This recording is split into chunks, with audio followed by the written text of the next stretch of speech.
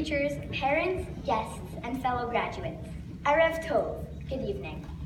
I am honored to address you as we stand together at this key moment in our lives. I have been asked to speak about looking forward. This, by the way, is not an easy topic because for most of us teens, it's not our habit to plan ahead. Sure, some of us may have given some thought to what they'd wear tonight. Many of us are excited for a few days off later this week, and most of us are looking forward to camp or travel over the next 2 months. But that's probably the extent of our future vision.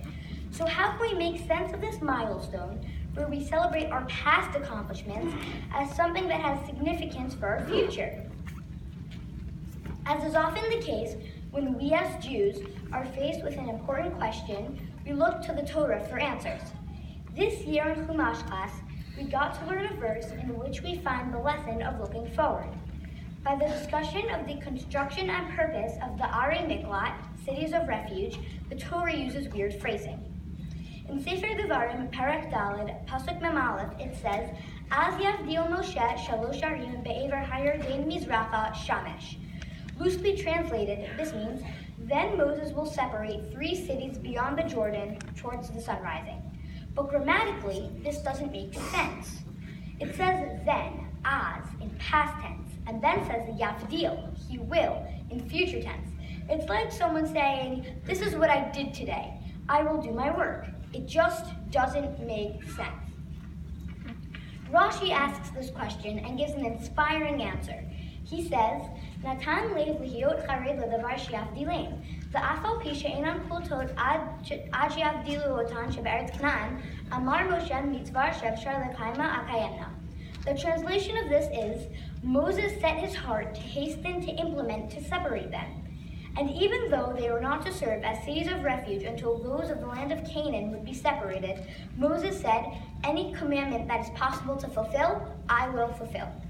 This all sounds complicated, I know, but my takeaway is that even though Moshe's natural inclination was to stay stuck in the past, since he was not going to be allowed to enter the land of Israel anyway due to his punishment, he forced himself to look forward and help Bnei Israel prepare, because he knew how important this milestone was for his people.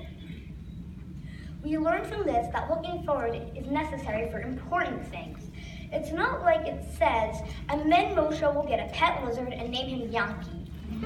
Rather, it says about something important, like Arei Miklat. We learn from Moshe not to let our focus on the past limit how we prepare for the future when what lies ahead is really important. At this point in our lives as 8th graders, we too are a bit stuck in the past. None of us necessarily is being held back by a punishment, but we're here to celebrate our past accomplishments. From studying for finals to making yearbooks and videos, our preparations for today have been about looking back at the key moments that have helped us grow into who we are today. But we learn from Moshe that even though the backwards view may be what is more natural for us, we must also look ahead and prepare, because what lies ahead is important. We are still young, but we need to start thinking about our futures now. Like Hillel said, Im lo achshav ematai, if not now, when? I'm not saying we need to start thinking about what we want our jobs to be or what colleges we want to go to, but we should recognize that some of the choices we make in high school will influence these things and have the potential to change our lives.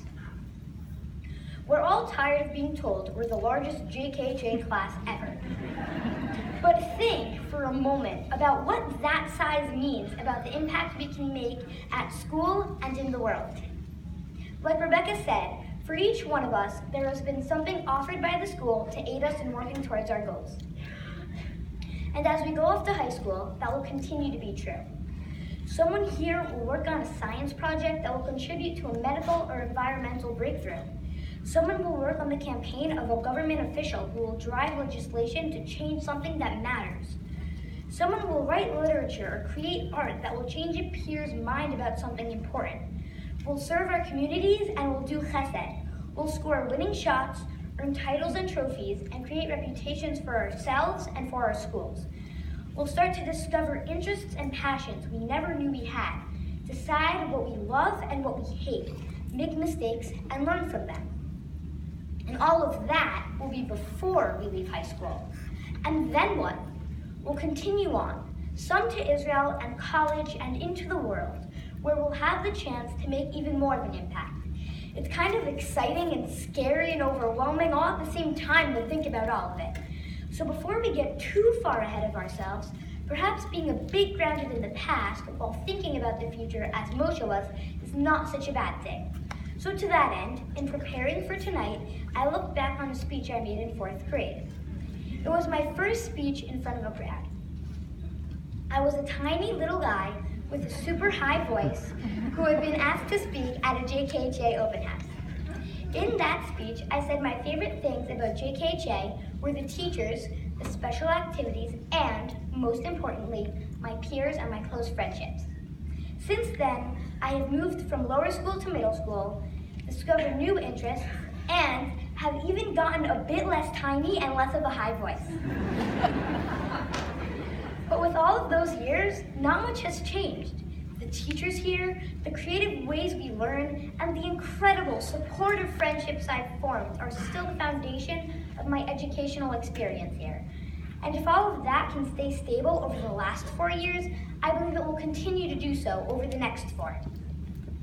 This is what gives me the confidence to look ahead. I know that the foundation of these 3 things will be what gives us comfort when we wander in on day 1 as new freshmen to new classes, a new schedule, and new teachers. It will give us the courage to take the risks we need to try new things, to accomplish incredible feats, and to make impacts on our school, our communities, and on the world. With this in mind, I have the confidence that as we look ahead at the big change before us, we'll have the foundation we need to make the most of the opportunity. Thank you.